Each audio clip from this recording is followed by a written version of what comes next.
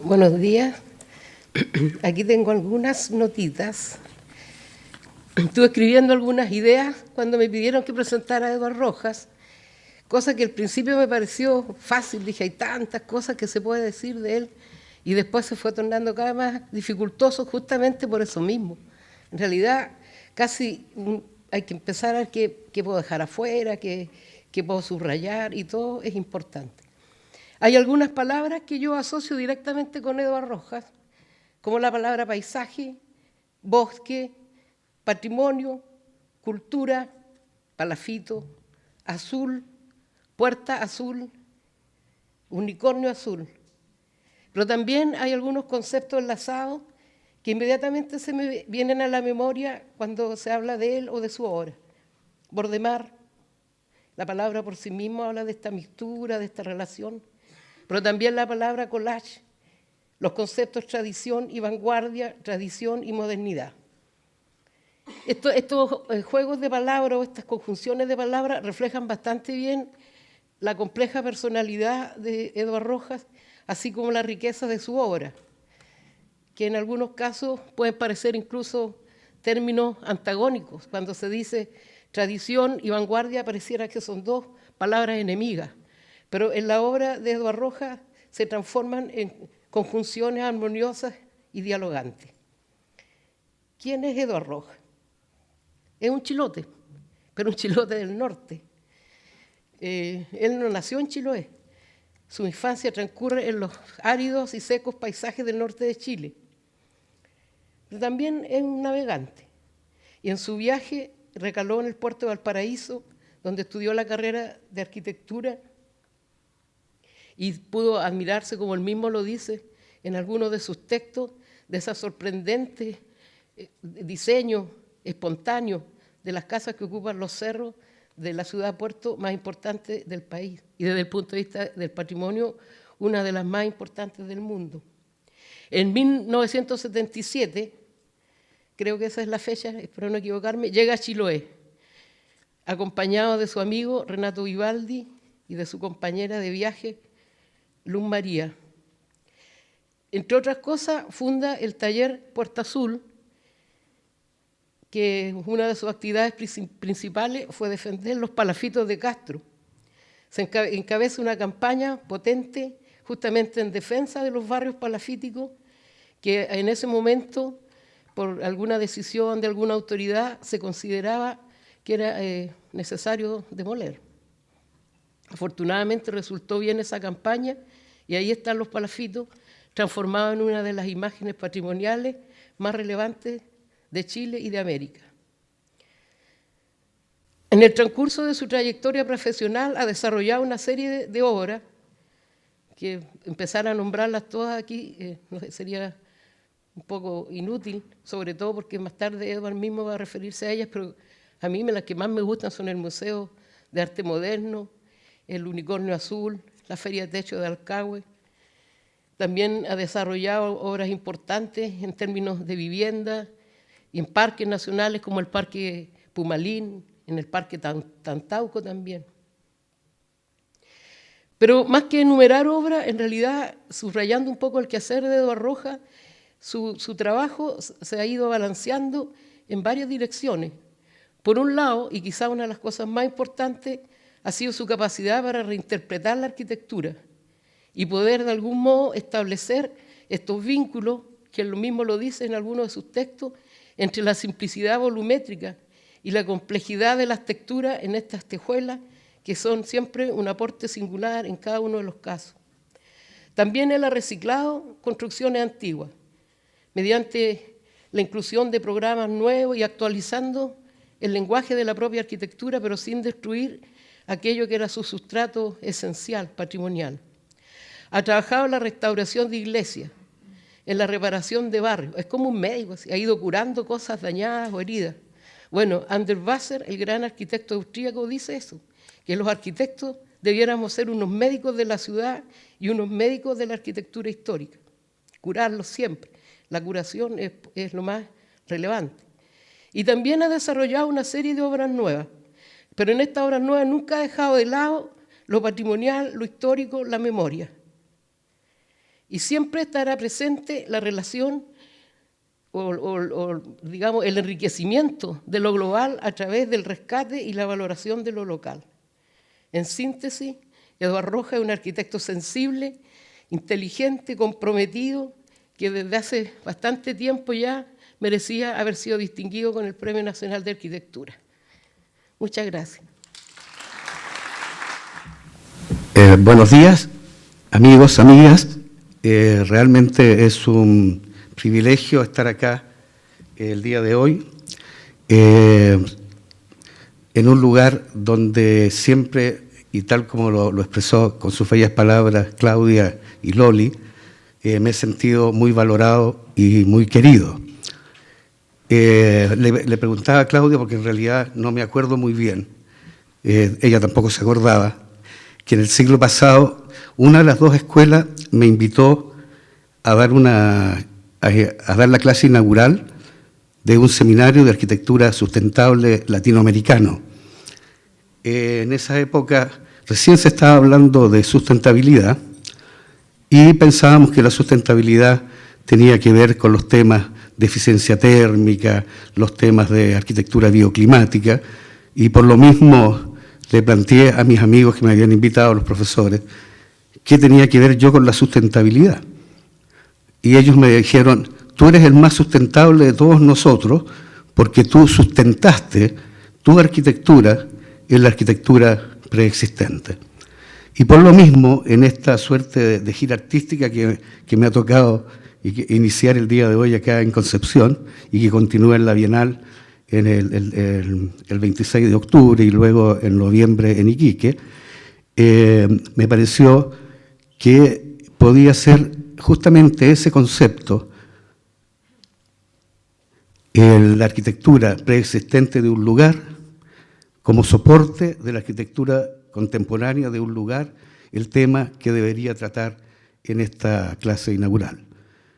Aprovecho de agradecer, ¿cierto?, nuevamente a Claudia, al Colegio de Arquitectos, a la Delegación de Concepción, esta invitación, al igual que el apoyo que tuvimos del Consejo de Monumentos Nacionales, pero principalmente quiero agradecer públicamente a la Delegación de Concepción, quien fue la primera delegación de Chile que propuso mi nombre para Premio Nacional. Posteriormente lo propuso nuevamente Concepción y el Colegio de Arquitectos de Chiloé, y por tercera vez fue propuesto por todas las delegaciones de Chile, y por lo tanto para mí eso significó un tremendo honor y un tremendo privilegio sentirme respaldado por todos los arquitectos del país. La arquitectura preexistente de un lugar, soporte de la arquitectura contemporánea del lugar, la cual, como decía Loli, ¿cierto?, como en un collage, como en una amalgama, he buscado durante 40 años unir lo propio con lo ajeno, lo nuevo con lo viejo, lo contemporáneo con lo tradicional, con lo vernáculo. Y donde, junto con la obra, y yo creo que también ha sido gran parte de la valoración que se hizo al otorgarme el premio, es que la obra va acompañada, ¿cierto?, de una labor que es parte de un proceso cultural del cual son parte muchas personas y de los cuales en nuestra obra es casi como un susurro en este proceso que se inició hace miles de años con los chonos, los pueblos originarios. Cuando yo entré a estudiar arquitectura en el año 1970, existían solamente 5 escuelas de arquitectura. Estaban 2 en Santiago, la Chile la Católica de Valparaíso, la sede de la Chile en Valparaíso, donde yo estudié, y me parece que estaba recién creada la Escuela de Arquitectura de la Universidad Técnica, que se transformaría posteriormente en la Escuela de Arquitectura del Biobío. La preocupación en la enseñanza y el aprendizaje de la arquitectura estaba centrada principalmente en el objeto arquitectónico. Y se pensaba en la arquitectura desde el objeto, cómo hacemos una buena composición espacial, formal de este objeto, ¿cierto? Cómo construimos espacios de luz, espacios arquitectónicos. Sin embargo, ese año 70 se había producido la reforma educacional, y esta reforma universitaria, en las escuelas de arquitectura, una de las primeras cosas que hizo fue eliminar los cursos jodidos como geometría descriptiva, que eran los cursos terribles, y se incorporaron nuevos ramos que entregaban una visión complementaria al estudio de la arquitectura desde el objeto arquitectónico, y por lo tanto se incorporaron cursos de geografía, cursos de sociología, cursos de antropología, etcétera, a los cursos normales de composición, de técnicas, etcétera. Y por lo tanto, el objeto arquitectónico dejó de estar ligado, ¿cierto?, o desligado de su territorio y su cultura. Y hoy me parece que el gran tema, y todas las escuelas de arquitectura, y sobre todo las escuelas de arquitectura de las regiones, ¿cierto?, tienen muy clara conciencia de que no se puede entender el objeto arquitectónico, la obra de arquitectura, sin su territorio, sin su cultura, sin sus habitantes, sin su identidad. Como ha sido históricamente, como ha sido la arquitectura de toda la vida, como los esquimales, ¿cierto?, pueden hacer una arquitectura con agua congelada, una arquitectura que cuando llega el verano desaparece, la vuelven a construir, y es una lección impresionante de arquitectura bioclimática. Vean un corte de un iglú, como a la arquitectura que hacen los africanos con barro, con paja, con caña, la arquitectura de la piedra, la arquitectura hecha con un único material, ¿cierto?, como lo hacen los huros en el lago Titicaca. La totora convertida en un soporte, en un material con el cual se hacen las islas, con el cual se hacen las casas, las embarcaciones, etcétera, como en Chiloé. La madera, el gran material con el cual se construye la arquitectura. Y fue Chiloé el lugar donde tuvimos la posibilidad, ¿cierto?, de probar de que en realidad la arquitectura tenía que ver directamente con su territorio, con su cultura, y tenía que ver con esta posibilidad de integrar elementos opuestos como son la tradición y la modernidad, lo nuevo, lo viejo. Y con Renato Vivaldi, justamente, estaba bien la fecha, Loli, fue en 1977, en el verano de 1977, es decir, hace exactamente 40 años que tuvimos la fortuna de recalar en un lugar magnífico como es el archipiélago de Chiloé, que para alguien que viene del desierto de Atacama, ¿cierto?, significó un embrujo impresionante al ver por primera vez cruzar el canal de Chacao, ver la cordillera cayendo al mar, ver los archipiélagos, ver las islas. Realmente se produjo eso que se llama el embrujo de Chiloé, que me tiene atado a esta tierra por 40 años. Y seguramente, como decíamos, me van a tener que sacar con las patas para adelante de este territorio, porque yo ya soy de este lugar.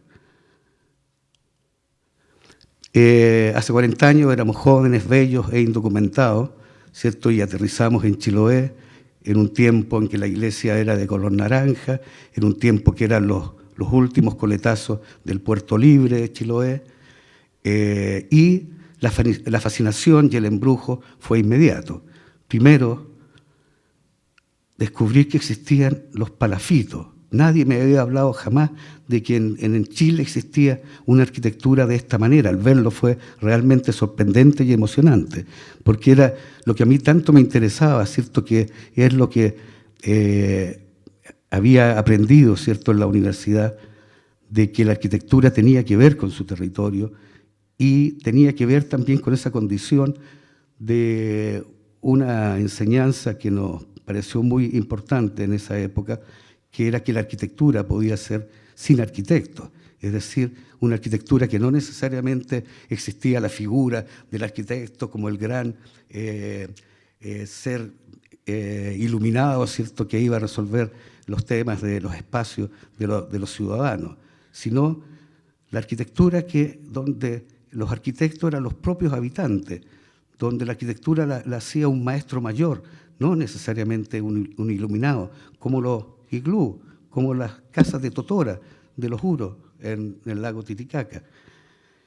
Ver esta arquitectura sin arquitectos, donde estaba la cultura expresada en su máxima dimensión, y donde era un patrimonio que estaba en permanente transformación, en permanente movimiento, porque los palafitos están siempre cambiando, se están achicando, se están agrandando, se están moviendo, una arquitectura viva. Fue realmente extraordinario, tan extraordinario como ver la iglesia de Castro. Una iglesia neogótica, construida en madera, diseñada por un arquitecto italiano, Eduardo Provasoli, a comienzos del siglo XX, para hacer un edificio de hormigón. Llegaron los planos, los curas y los carpinteros dijeron: esto es imposible, hagámosla en madera, y reproducen entonces en madera la espacialidad de otra arquitectura, de la arquitectura de hormigón. Y esto es lo realmente sorprendente de esta obra, una de las más bellas de Chile, ¿cierto? Está catalogada como una de las 10 obras de arquitectura más importantes del país, ¿cierto? Toda esta espacialidad es de hormigón, no es de la espacialidad de la madera. Y aquí la mueblería y la carpintería entran en su punto más sublime en términos de respuesta constructiva. Y también fue muy importante en este mismo lugar en Castro conocer la obra de Emilio Duarte, La Hostería de Castro, que fue realmente sorprendente también descubrir cómo un moderno, tan moderno, ¿cierto?, como Emilio Duarte, que había hecho el edificio La Cepal, ¿cierto?, que era la gran arquitectura, había tenido la gran sensibilidad de hacer una obra absolutamente propia y del lugar, donde tomaba los elementos tipológicos del lugar: el techo a 2 aguas, la canaleta que recoge el agua, que conduce el agua, el espacio interior en torno a 2 chimeneas magníficas, el espacio para reconstruir la idea del calor en el fogón, ¿cierto?, frente al magnífico paisaje de manera contemporánea y moderna. Así entonces, y todo esto ocurriendo en un lugar que tenía una cultura impresionante, ¿cierto?, que desde el punto de vista de los propios habitantes era algo tan ordinario, tan cotidiano, que no veían la importancia y la fuerza que tenía esta cultura, y que para mí, que venía del norte, todo me parecía extraordinario. ¿Cómo no podía ser extraordinario, cierto?, esta arquitectura que estaba íntimamente ligada a su territorio, cómo el conjunto rural era parte absolutamente natural como el clima de este territorio. Un territorio donde existía una cultura, unos habitantes, una arquitectura y una cultura que era capaz de mover las casas por tierra y agua, una suerte de Macondo frío, ¿cierto?, donde habían arcadios, donde habían aurelianos, y donde era posible, ¿cierto?, a partir del reconocimiento de estos valores tipológicos, de los valores culturales, construir una arquitectura contemporánea, una arquitectura de hoy fundada y sustentada en la tradición, en los elementos tipológicos.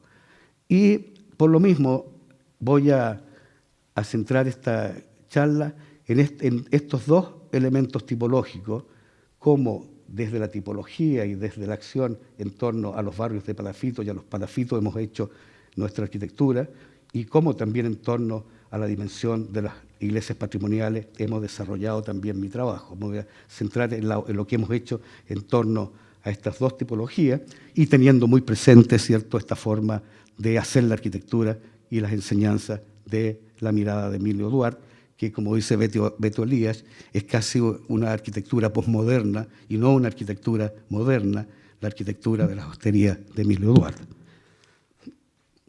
Y también es importante que dentro de nuestra maleta, cuando llegamos a Chiloé, teníamos también la experiencia, y concretamente la experiencia de Renato Vivaldi, que había sido flautista del Grupo Congreso, la experiencia de los Jaivas, ¿cierto?, que habían desarrollado una música que era justamente como queríamos hacer nuestra arquitectura, es decir, una mixtura donde los Jaivas habían unido a la Violeta Parra con Bach, ¿cierto? Eso era posible hacer una arquitectura de fusión, una música de fusión, y que ponían en el centro la identidad, como lo hicieron los Jaivas, como lo siguen haciendo como Congreso.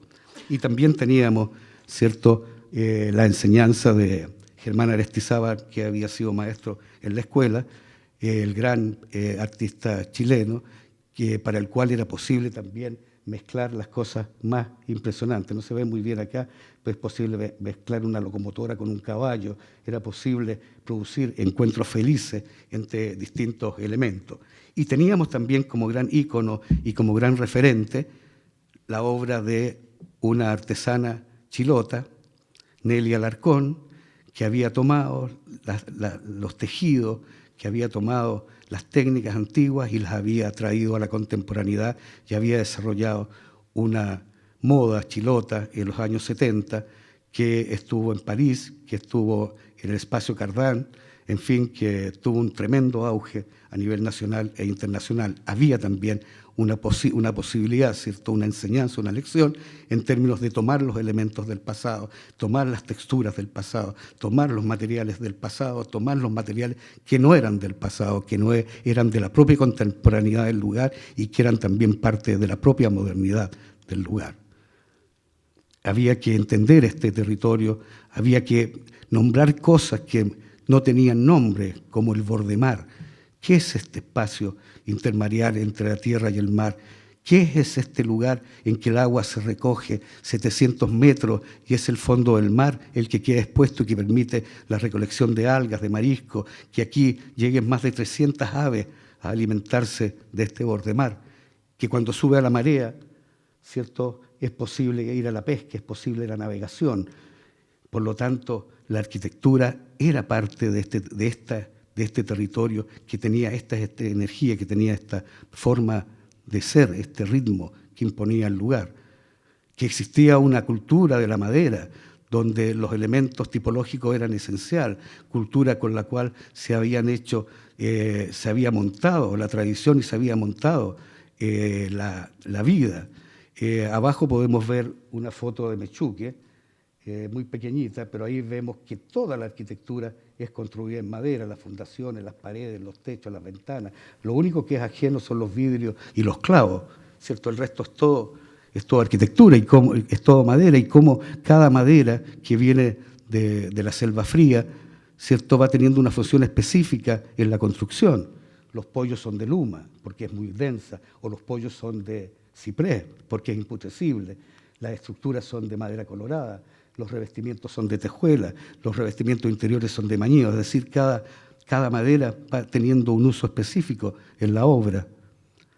Y donde también aquello que había sido tan importante para el desarrollo de Chiloé, como los extraordinarios barrios de palafito de la calle Lillo, que se perdieron con el gran incendio del 36, ¿cierto?, y que eran las grandes lecciones de la arquitectura que habían desaparecido por el incendio, también estaban con riesgo de desaparecer los barrios de palafito, producto de un decreto municipal que exigía la erradicación completa de estos palafitos por ser considerados favelas, por ser considerados poblaciones callampa, villas miseria, por el hecho de tener un origen de tomas de terrenos de mar a comienzos del siglo XX, ¿cierto?, cuando los campesinos pierden sus cosechas por la plaga del tizón, sus cosechas de papa, y se van a trabajar a la ciudad. Las ciudades tienen un gran auge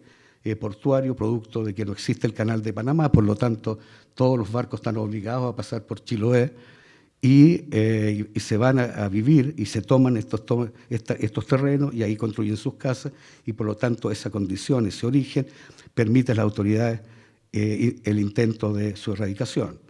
Escribimos la carta por Chiloé, encabezamos junto con los habitantes del lugar la defensa de los palafitos, escribimos la carta por Chiloé, movilizamos al Colegio de Arquitectos, cada arquitecto que pasaba por Chiloé le hacíamos escribir una carta y logramos finalmente demostrar que el problema no era un problema estético, sino que era un problema ético.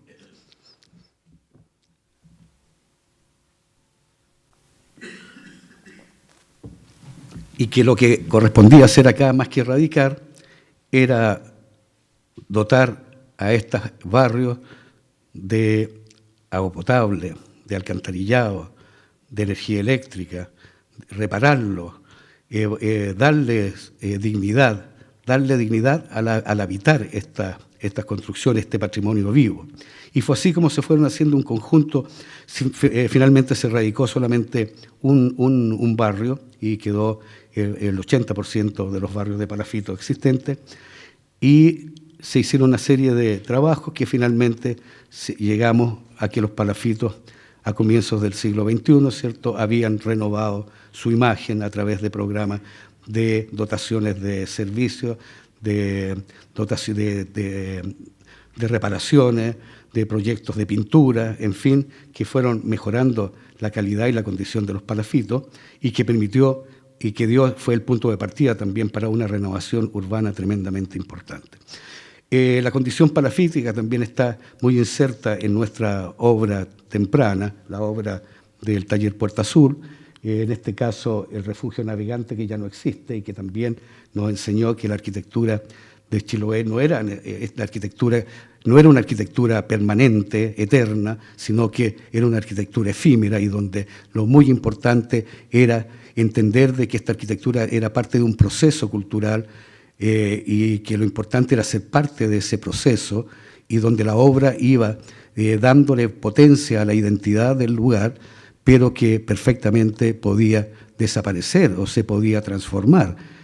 La obra ligada al bordemar, ¿cierto?, ligada a las energías más potentes de la tradición cultural del lugar, el techo de la feria de Dalcahue, que es donde se realiza la máxima expresión de lo que significa la artesanía y la producción artesanal de Dalcahue, ¿cierto?, que permite que cuando llueve los vendedores se puedan refugiar debajo del techo, permite de que los artesanos que vienen en sus botes, ¿cierto?, puedan llegar hasta este muelle y colgar sus artesanías y venderlas.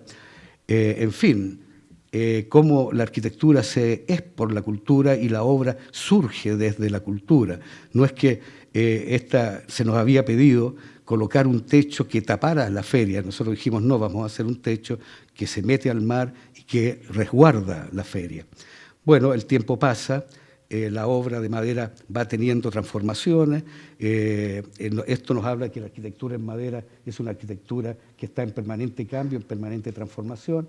El techo finalmente se instalaron unas cocinerías en este punto, se hizo un acceso central para poder tener visión, ¿cierto?, y subir hasta la cúpula, y también en las noches se le agregaron estas cortinas que lo cierran completamente. Es decir, estamos hablando de una arquitectura que va mutando. La arquitectura en madera tiene transformación, va mutando en el tiempo. Y en las cocinerías, finalmente desarrollamos el edificio de las cocinerías. Pensábamos colocar estas cocinerías en este punto de acá, produciendo una tensión entre el techo y las cocinerías. Finalmente la municipalidad no logró la concesión marítima. Esto anduvo durante 10 años como una balca, como una verdadera embarcación buscando su lugar, hasta que encalló aquí en este punto. Las cocinerías, que son un gran espacio donde se desarrolla, ¿cierto?, todas las comidas más tradicionales de Chiloé, y donde hay una forma de estar en esta cocinería que es distinta al estar en un restaurante, porque el propio espacio te pone en contacto con la comida típica.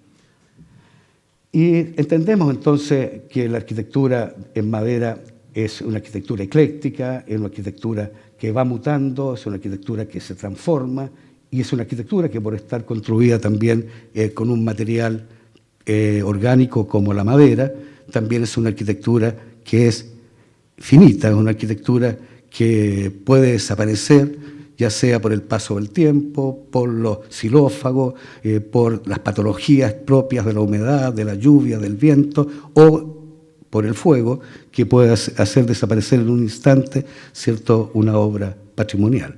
Y como sucede habitualmente, por lo menos 10 de las obras que nosotros hemos desarrollado a lo largo de estos años se perdieron por incendio.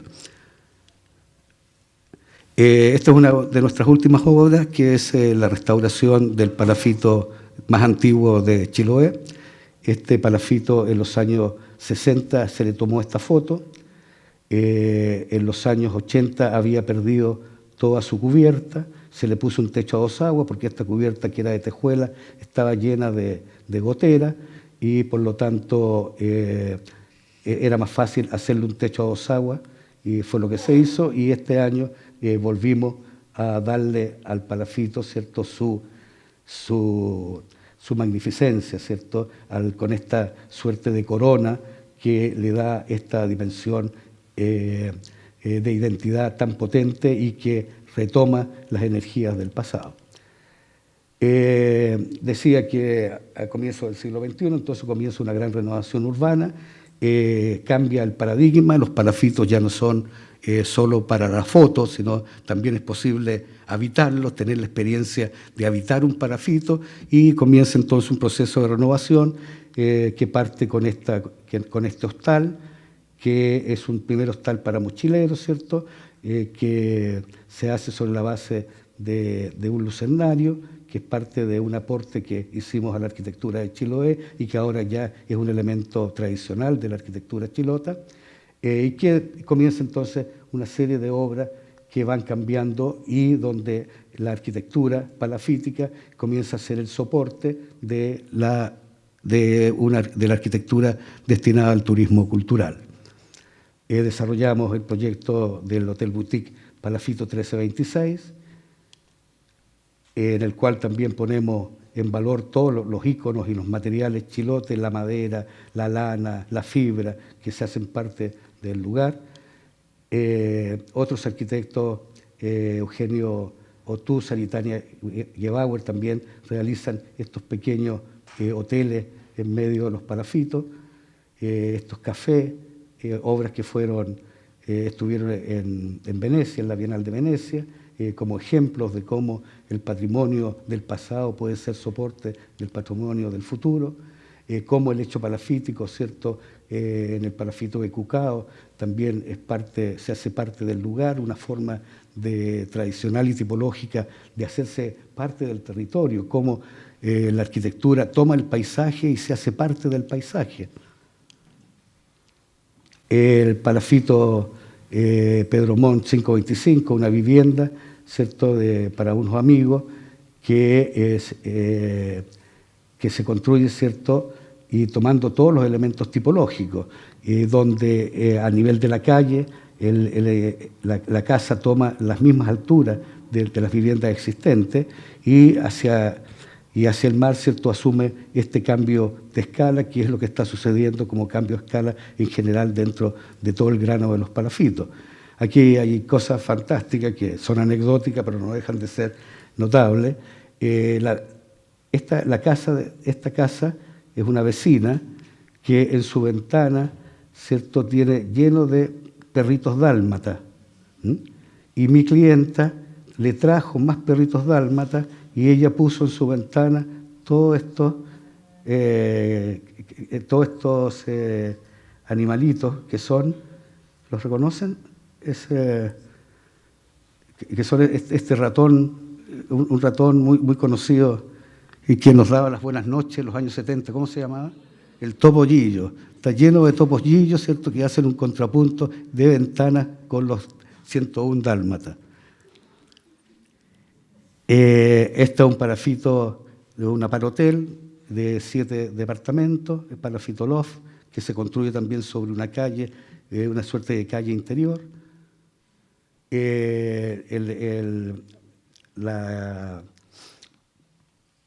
Nos encarga, ¿cierto?, el Ministerio de la Vivienda y Urbanismo, nos encarga la guía de recomendaciones para la reparación y puesta en valor de los palafitos de Castro. Los palafitos son sometidos a un aporte, una bonificación, no a las personas, sino a los palafitos, que permiten cambiar la cara también nuevamente los palafitos para producir, ¿cierto?, este contrapunto entre la obra nueva hasta que se está produciendo, que se está generando, ¿cierto?, y la valoración de las propias construcciones por parte de los habitantes, que también muchos de ellos han reconvertido sus casas también en pequeñas hospedaje, en pensiones, en pequeñas cafés. La otra línea de trabajo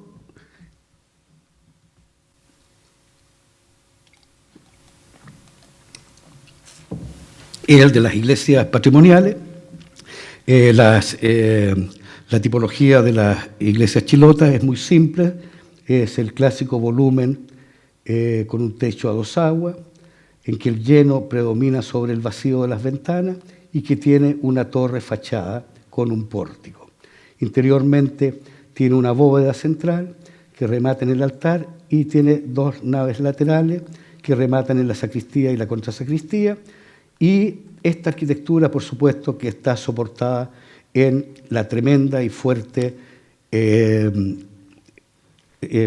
religiosidad popular del pueblo chilote, que surge y nace desde los tiempos de los jesuitas, que hacen la evangelización en la isla y que van recorriendo, ¿cierto?, a través de la misión circular, van recorriendo las islas y van fundando centros de misión que dan origen, ¿cierto?, a el elemento clásico del urbanismo chilote, que son una gran explanada al lado de un embarcadero donde se construye la iglesia y donde la población que vive dispersa se viene a vivir en torno a ello.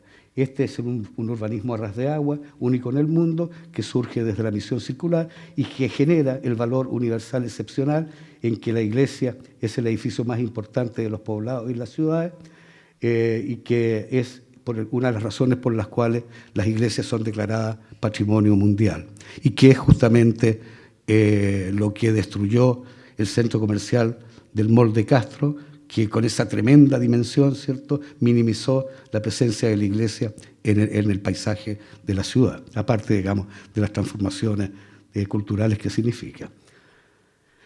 Las primeras contactos que tuvimos con las iglesias tuvieron que ver con el encargo, uno de los primeros encargos del Ministerio de Obras Públicas de restauración de la iglesia de Dalcahue, que en esa época era monumento nacional. Nos dimos cuenta que esto no era una restauración, nosotros no éramos restauradores, como para hacer un trabajo de restauración con el taller Puerta Azul, así que realizamos este trabajo sobre la idea de una reparación de un monumento nacional. Lo que había que hacer aquí, más que ponerse a restaurar, era reparar e impedir que estas obras se siguieran cayendo, y donde la presencia de los carpinteros chilotes, los maestros mayores, fueron fundamentales porque sabían mucho más que nosotros el cómo reparar una iglesia. También logramos convencer a la gente de Ichuac con un profesor que nos acompañó, un profesor de estructura de la escuela, que nos acompañó en una visita a hablar con el fiscal y con los habitantes de que esta iglesia era perfectamente posible de ser restaurada.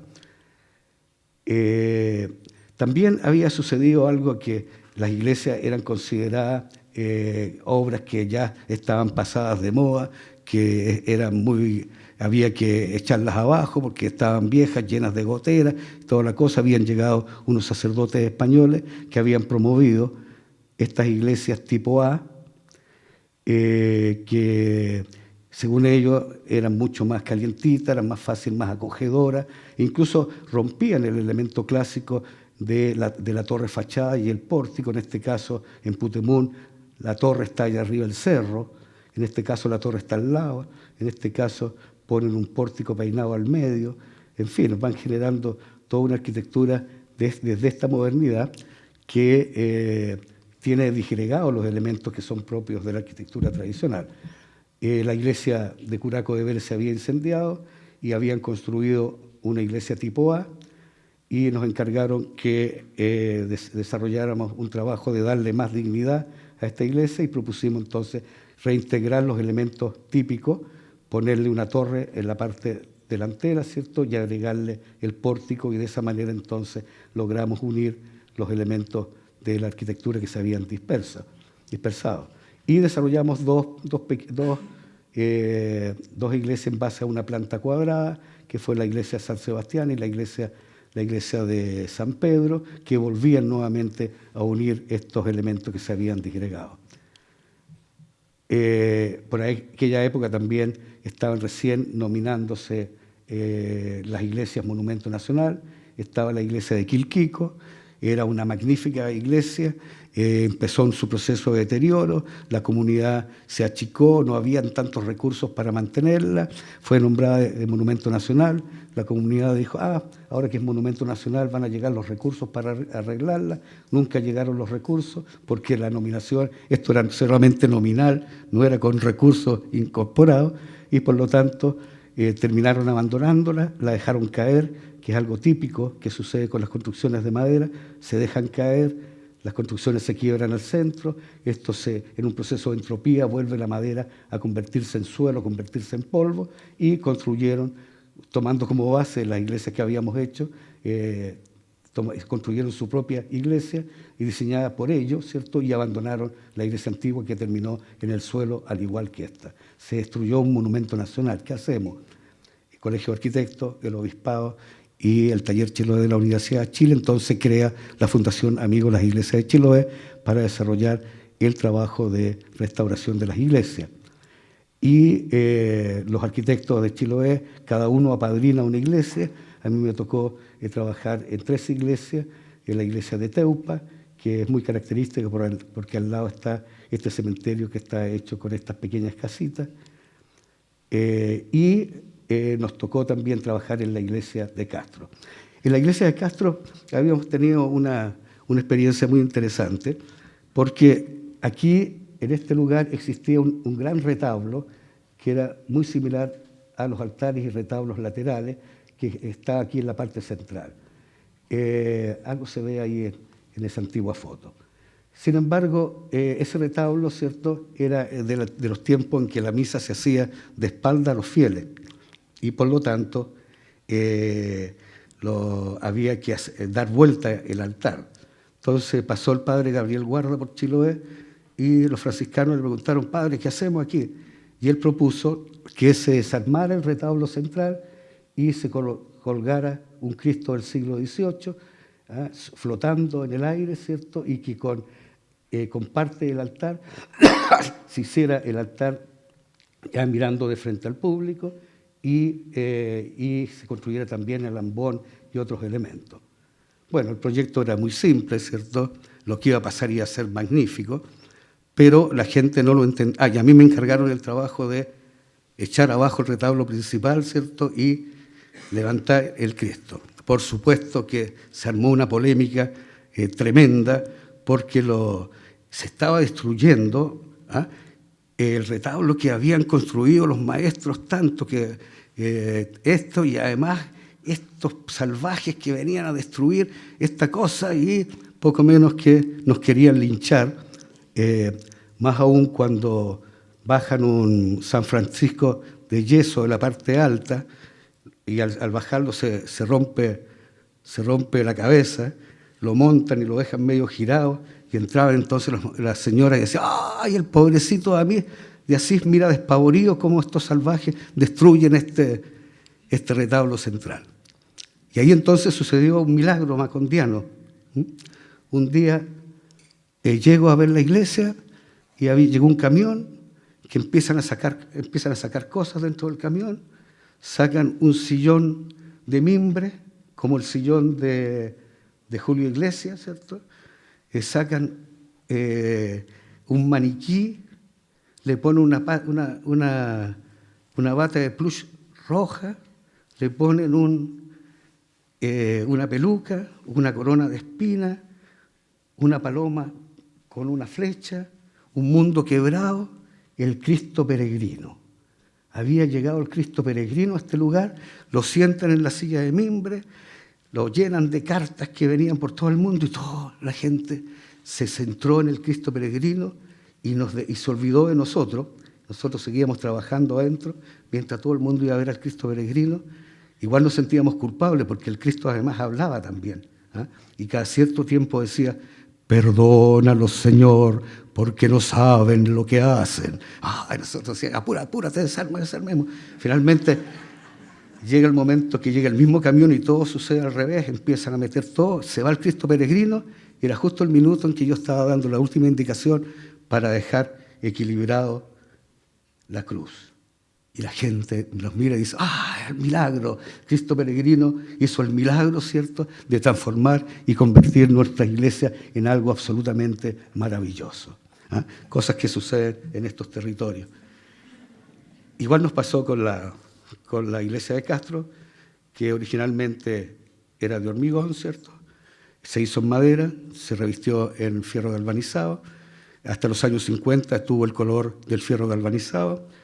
En los 60 se pintó de color beige, en los 70 de naranja, en los 80 se volvió a pintar de naranja, y a fines de los 80 nos pidieron que hiciéramos una propuesta para los nuevos colores de la iglesia. Propusimos un nuevo color, que fue el color azul, justamente para exacerbar la condición de edificio neogótico, ¿cierto?, del proyecto del Provasoli, y se generó entonces este cambio de imagen de la iglesia, que generó nuevamente una tremenda polémica, otra polémica más. Yo había ido al norte de vacaciones, vuelvo, estaban pintando ya la iglesia de violeta, comenzaba a pintarse las torres, y el diario decía, gran polémica en la ciudad porque están pintando una iglesia de morado. Con mi mujer nos miramos y dijimos, mejor devolvámonos porque aquí nos van a linchar. ¿Eh? Carta al director, que hay unos desgraciados, ¿cierto?, que están pintando, que pintaron la iglesia con unos colores impíos. ¿Eh? Le responde otro lector al diario y dice, pero ¿cómo puede ser tan ignorante? ¿No se da cuenta que estos son los colores de la Guardia Papal? Ah, estamos mucho mejor. De los colores de la Guardia Papal. No, dice otro, están equivocados los dos, no son colores ni impíos ni colores de la Guardia Papal. Estos son los colores que alguna vez el Provasoli pensó pintar la iglesia. Bueno, cuando la sangre estaba por llegar al río, el cura en su homilía dice, bueno, ¿por qué tanto escándalo por los colores de la iglesia? Si finalmente los colores los hizo Dios y son para ser usados, y las interpretaciones que les dé cada uno son parte de sus propios rollos y prejuicios personales. Tam, tam. Cuando pintamos la iglesia de Chonchi, entonces hicimos todo un trabajo con los niños y para que realmente el sustento no surgiera de la idea de dos locos, sino que esto tuviese un sustento mucho más profundo, ¿cierto? Y finalmente hicimos la restauración de la iglesia de Chonchi y se definieron los colores que tiene hasta el día de hoy, a partir del trabajo y una selección que hicimos con los niños. Interiormente, con Lorenzo Ver, en la contrasacristía desarrollamos esta pequeña capilla, que son estos mantos de madera que están doblados como por el viento.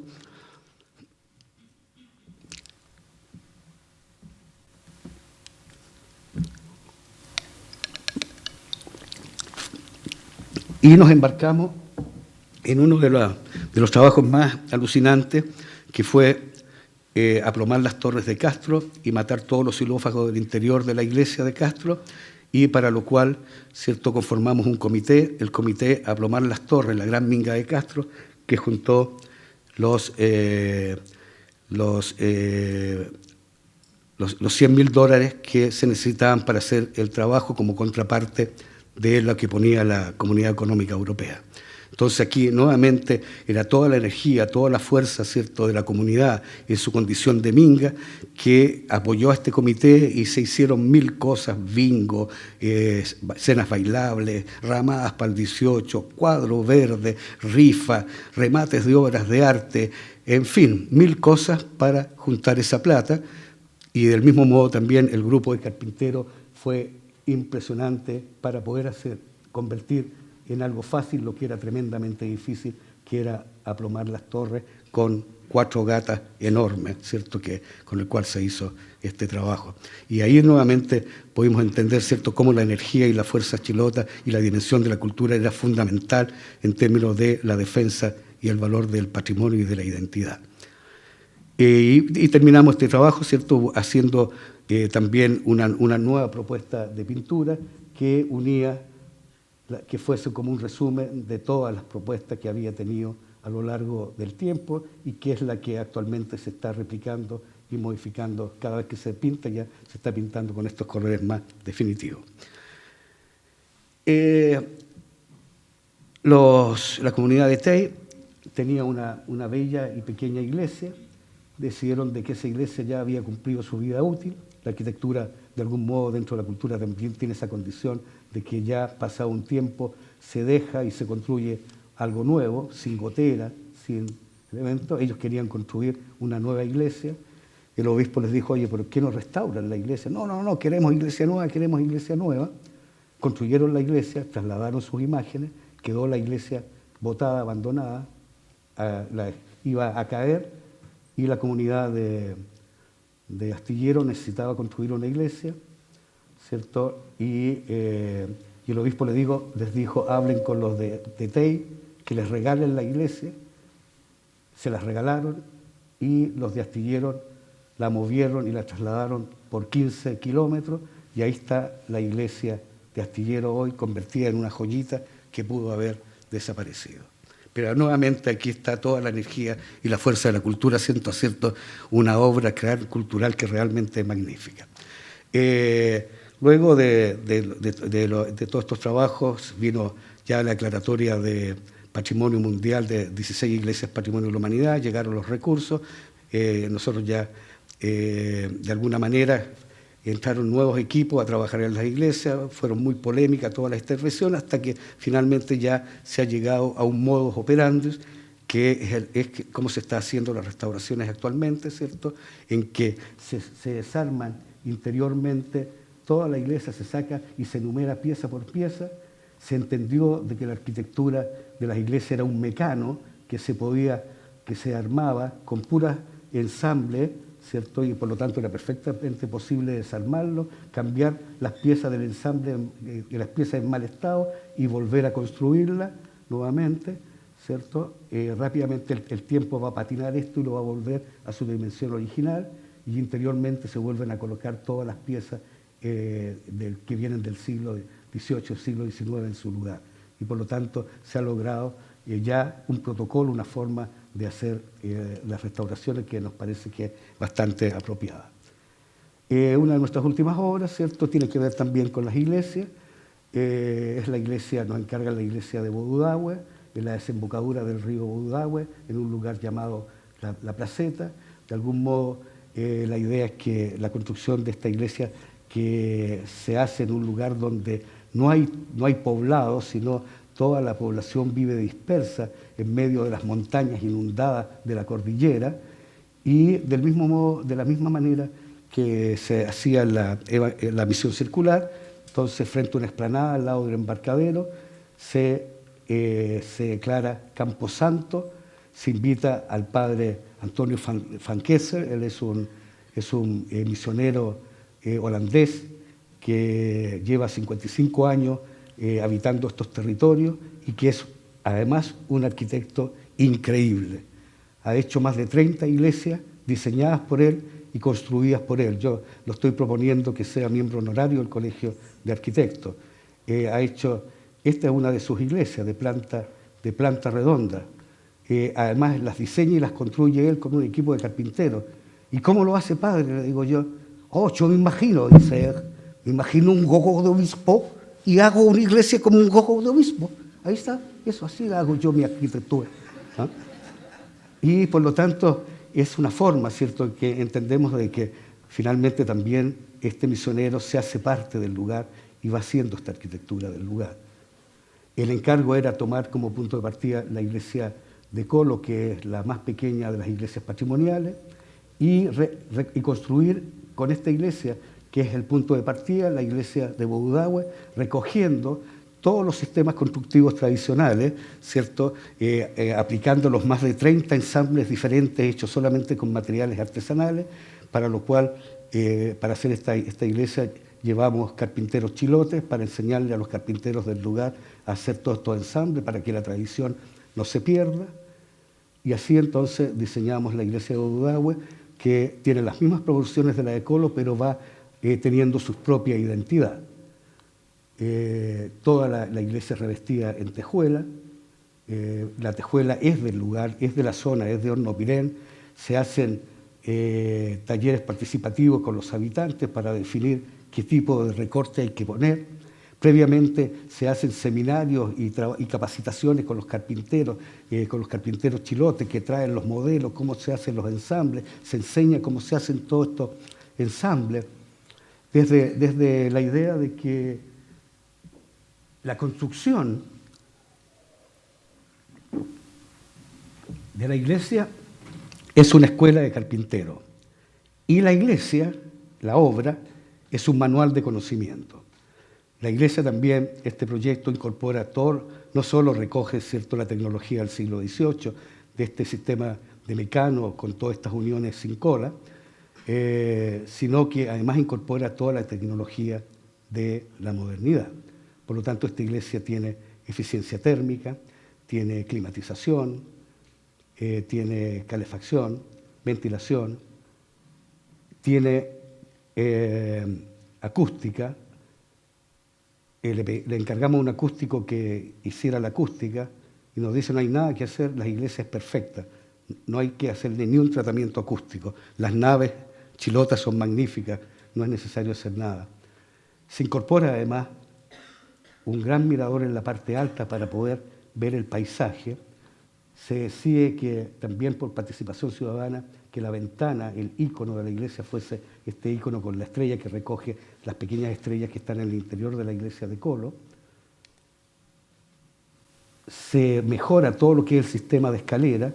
Con una escalera se llega hasta este punto. Se deja vaciada completamente el interior de la torre para que por ahí vaya una escalera magnífica, helicoidal, ¿cierto?, construida en el lugar con maderas laminadas, que permite llegar a este punto y salir y poder disfrutar el paisaje.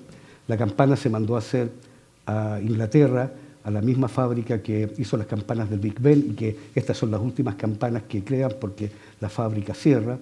Se hizo el levantamiento crítico de la iglesia de Colo, de modo de tener todas las uniones, y se hicimos los manuales con los cuales los carpinteros iban siguiendo toda esta forma de armar.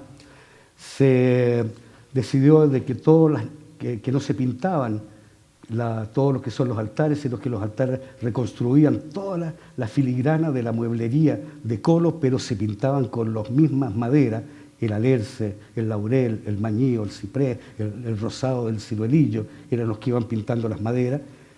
Y se decidió que la bóveda, ¿cierto?, la pintara uno de los pintores chilotes más extraordinarios, que es nuestro Magritte, que es José Triviño, ¿cierto?, en vez de tener la clásica nave pintada de color azul con estrellitas blancas, entonces se está haciendo una pintura del gran Triviño. Todo lo que es la mueblería también en una fertilización cruzada se está haciendo con Arte Grande en España, que están fabricando todas las imágenes. Se hizo un taller de diseño participativo con los habitantes, con los carpinteros, con el cura. ¿Cuáles son las imágenes de Budahue? Y se decidió que el patrono de Budahue fuera San José Carpintero, por supuesto. Ahí está ya San José fabricado y ya viene en camino para llegar a este altar. Ahí está la iglesia en construcción. Se decidió también que la iglesia no tuviera la cubierta de tejuela, sino que tuviese una cubierta de cobre, para que realmente pueda durar y permanecer en el tiempo, porque esta va a ser una joya de la arquitectura y del arte, enclavado además en plena cordillera.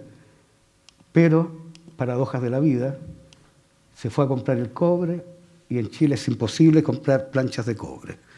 Hubo que comprarlas en China. Cobre comprado en China. Y por lo tanto tuvimos que ponerle unas planchas normales mientras llegue el cobre y poder rematar la obra. Ahí están los retablos, los aportes de los carpinteros que van creando todo esto, el pintor pintando la bóveda, ¿cierto? Ahí está la bóveda con toda su magnífica carpintería. Y nuestro último proyecto es una capilla palafito que se está construyendo en el barrio de Palafito, que une, ¿cierto?, estos dos íconos, el ícono de los palafitos y el ícono de las iglesias, que produce esa cosa maravillosa. Los adultos mayores les queda lejos la iglesia de Castro para ir a misa. Desde hace 40 años se juntan con los sacerdotes y hacen las misas en sus casas, en algún almacén, en la calle, cuando hay buen tiempo. Hace 40 años que tienen su imagen patrona, que es la Virgen de Lourdes, que cuidan. Y consiguieron finalmente un terreno que tiene 3 metros de frente Y ahí entonces, con el cura que es arquitecto, Fray Julio, diseñamos entonces el proyecto que recoge el pórtico, recoge la idea de las naves, se incorpora la terraza, ¿cierto? Y se incorporan todos los elementos iconográficos propios de la arquitectura tradicional, para generar esta obra única y que surge de las energías, de la cultura, del territorio, de los habitantes. Esto es arquitectura del lugar. Muchas gracias.